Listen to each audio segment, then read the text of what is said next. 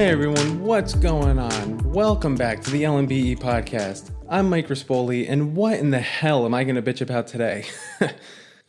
So here's kind of the deal. I probably recorded a podcast like 10 times, and I decided not to use it this week. I figured it was just because I was overthinking things, and quite frankly, I didn't really even know what I truly was going to try and say. I had something down, but nothing really felt right. But my friend Casey once told me that when it comes to things like this, people want more of you and not less of you. And you know what? I figured this week I would kind of give you that. I had some things go down this week and the content kind of wrote itself, so I'll just give this a shot and go from there.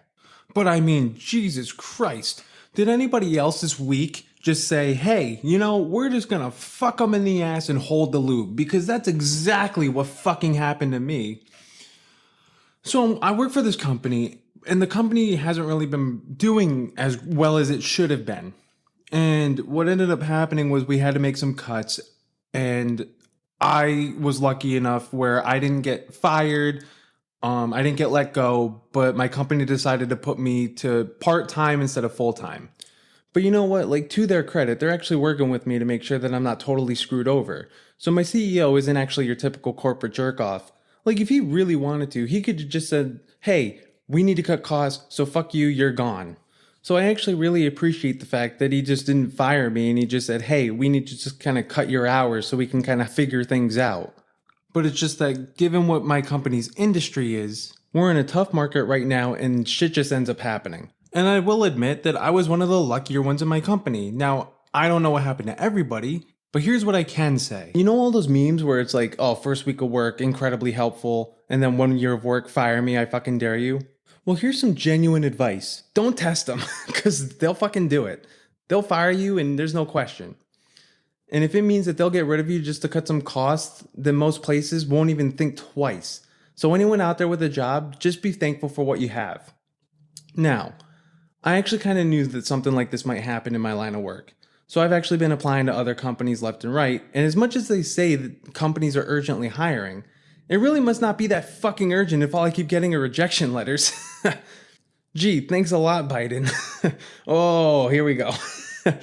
But I think that the other reality is that we're kind of in the definition of an employer market right now. And the issue is that even though companies are urgently hiring, they can choose to be really selective over who they hire. Plus, the unemployment rate, I want to say right now, is at 3.7%? Which honestly might sound surprising considering all the massive layoffs from all those big tech companies. But you know what? Usually a low unemployment rate is the sign of a healthy economy because more people are employed. And the more employment means that there's more money. But the downside to having a low employment rate also means that in order for companies to retain their workers, workers are now going to ask for a higher wage because why work here when I can work over there and I can make more money over there? But what we're ultimately seeing is that for every job opening, there's 2 candidates, so employers get to be a little bit more picky with who they select.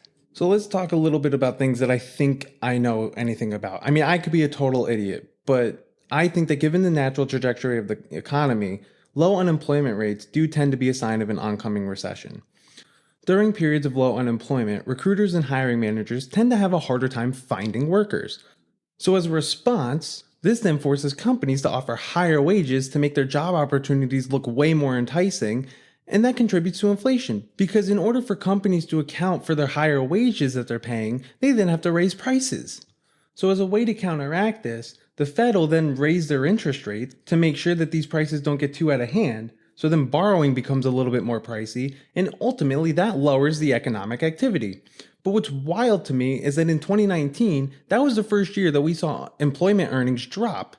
And if a majority of these people tend to be in the middle class, then why is nobody actually fighting for the middle class? I mean, I know that this is a really redundant question, but honestly, why is nobody truly fighting for the middle class if the middle class are the biggest contributors to the economy as a whole? I mean, all these politicians say, oh, we're fighting for the middle class, we're fighting for the middle class.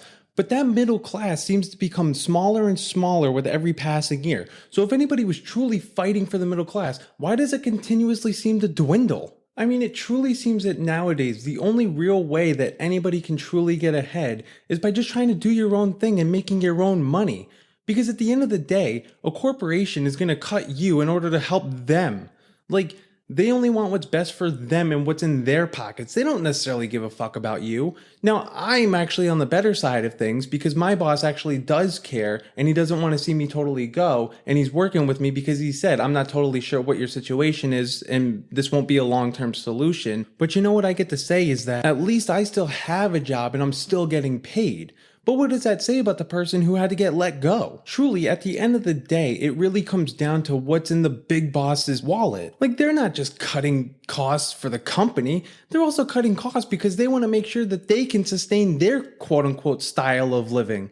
They don't necessarily 100% give a shit about you. So at the end of the day, why would you try and work under somebody who has no problem trying to undercut you while you're just trying to make it ahead in life? And you're not going to do that by working under somebody else. I mean, honestly, why would you allow a corporation to dictate what they feel your worth is? Oh, well, your industry rates is blah, blah, blah. Well, I don't give a fuck. How do you know that I'm actually not better than that? And that's part of the reason why I'm trying to do this podcast, because you know what? Well, right now, this podcast doesn't seem to be going anywhere. I'm only 2 episodes in, but who the hell knows how much this can grow and where I could take it? I mean, I'm truly stepping outside of my comfort zone here. But you know what? If you don't put yourself out there, you never know what you might achieve. Like, most of us got sucked into going to college, and that in itself makes it hard to achieve your dreams, unless you're like an OnlyFans chick or something like that. And you know, I'm not saying that going to college is a total dream killer, because for a lot of us, college is the dream. Like, you want to go to college and get that degree to get that great job. But I also don't think that we fully understand how much college can also set us back. And I'm just talking about the financial standpoint. I'm not talking necessarily about the social stuff or like what it could do to help you further your career based on the connections you make, but it is totally crazy. I'm hearing students of having like over $100,000 worth of debt, just going straight into life with that. And then these corporations don't give salaries that can help pay back those loans, let alone for students to live comfortably once they're out of college. I mean, these kids, they can barely afford rent. What in the fuck makes you think that they're going to be able to pay back all those loans with all these high-ass interest rates? Now, I mean, if you major in something totally stupid that you know for a fact you're going to make no money in, then you actually have no right to fucking complain. But for those of us who actually major in something legit and then are able to find a job after they graduate, boomers literally get so pissed off at the fact that kids nowadays tend to be like living with their parents a little bit longer, but it's only for the fact that they can't afford anything once they're out in the real world after college. Like, most of these kids will most likely end up being in the middle class. So if these kids can't pay for anything, then what the hell do you expect them to do? Trust me, it's not like they want to live at home. These loans already put kids into debt, and then you tack on anything for a credit card that would also contribute to debt, and these people are only paying off what the interest is because that's all they can afford. So then that affects their credit scores, which then affects the housing market. Because you can't buy a house if you don't have good credit, despite the fact that you actually need to make 6 figures in order to even qualify to even buy a house. We've just become so accustomed to everybody needing a stupid college diploma because that's quote unquote the only way that you're going to make it in this world is by getting this diploma so then you can go and get a corporate job, that we forget that universities are also a business and most likely took advantage of this and said, hey, our subpar education is now $40,000 a semester, but you have to take it because you have no choice anymore. So I don't know. I mean, it's really wild to me. I remember being in high school, and when I was in high school, when I was 17, I had a civics teacher that said, you know, when I was your age, the question was, are you going to college? Not where are you going to college? And that's taken on this total philosophy nowadays. Like, now it's almost expected that you're just immediately going to go into college straight after high school graduation. And I think if we really want to get the middle class back to where it is, then the fight is with these institutions. And you know what? The institution fight is not about what should be taught in the schools. It's not about if DEI should be forced to be taught to students and have that shit rammed down your throats. No, the true fight is with the institutions and how much they're fucking making us pay for their subpar educations. I swear to God, I literally made it 4 years of college, and basically I learned everything on Wikipedia. I'm gonna be completely honest here. I mean, I was also a common history double major, so that's not going to apply to somebody in the STEM classes. But you know what? That's your prerogative on whatever you decide you want to take and what you think you want to do with your life. Like, that's all on you. But the fight is not based on what should be taught in schools. The fight is actually how much these schools cost, while simultaneously fighting the corporations to pay for better living wages. I mean, all the talk right now is how everybody's just fighting for the minimum wage to increase, But the federal government can't do fucking shit. When are we ever gonna learn that? Nothing happens from the federal government. Sometimes it's actually up to you. The government is not there to make your fucking life better. The federal government is there just to provide rule, order, and structure. I mean, yeah, the federal government does have a moral obligation on certain areas to make sure that our lives are actually like decent, but everybody just fucking wants it on an individual level. Like, you're not going to get what you specifically care about. Like, whatever rules, laws, and regulations there are, it has to appeal to the masses. And you know what? Like everything, not everybody's going to be fucking happy. We're a country of how many fucking people? Like what, 330 million or something crazy? If you think that all 330 million people are all going to be on the same page with shit, you're completely wrong. And it's because we all come from different facts of life. We all have different personalities and we all have different things that everybody gives a shit about. And I'm not saying that we shouldn't or should give more or less of a shit than some of these other areas. But when things are just strictly done for an individual purpose, what do you think is going to happen? Nobody cares. The government doesn't give a fuck. The government in itself is a business and they just want to do what's best for them. So if you think the government's going to do what's best for what you think individually, you're wrong. No. We should be trying to fix the fact that college costs way too much and that these corporations that are forcing us to go to college because they need to see that fucking diploma at the end of the day aren't paying us what we are actually worth given the amount of debt that we've accrued. But I don't know. Who the fuck am I to talk about any of this? I know nothing. I mean, for God's sakes, it's not like I'm an economist or a fucking poli-sci person. Like, I don't know anything. Let's be real here. But you know what? Speaking of things that I don't give a shit about, did anybody watch the Pro Bowl? Because I sure as hell didn't. I honestly didn't just think it was totally necessary to watch a bunch of pro athletes participate in a bunch of gym class activities. I mean, come on, guys. I remember playing flag football when I was in elementary school. Give me a break. But yeah, just because I played flag football in elementary school doesn't mean I was fucking good at it. I mean, there's a reason why I'm not getting paid to do that on a professional level like those guys are. So hats off to you guys. But you know, what happened to the days back when the Pro Bowl was actually maybe a legit game? Oh my God, does anybody remember in the 2007 Pro Bowl when Sean Taylor, rest his soul, absolutely obliterated Brian Moorman? Oh my gosh, if you haven't seen the clip, I highly recommend that you go and watch it. But essentially, if you haven't seen it, so Brian Moorman gets a fake punt. And since the game was essentially two-hand touch, there were no blockers in front. So Sean Taylor sees this opening and he just fucking decks him. I mean, my God. I mean, forget the fact that the game was supposed to just be an exhibition. This was one of the hardest hits I've ever seen, ever. But you know what? I mean, like, with that said, I kind of understand why they changed it from being a game to just flag football. Because, I mean, every week for 16 weeks, a football player just gets a total beating. So it totally makes sense why they would want to have one game that was just a little bit low key. I mean, look at what George Kittle said. George Kittle said that going into every football game also means that you're going to come out in what seems like multiple car wrecks. So I get it. They just want to have a day just to have fun and recognition in the sport, meanwhile showcasing that it's all about me and my skills. I just want to show off how good I am. And I mean, I just don't understand how with each generation, it seemingly becomes more and more apparent about how egocentric we become. I mean, hell, look at me. I just bitched about myself for the past 10 minutes as if any of you give a shit. Oh my God, though. I was working at the bar one night and this girl comes up to me and you can tell that she just started working because the light hasn't totally left her eyes yet. And I soon find out that she's like 23 and she starts telling me about her job and how she's going to be running that place. And I'm like, you are just a fresh graduate. Like, what in the fuck do you know? But you know what? I actually remember having that same thought when I was her age.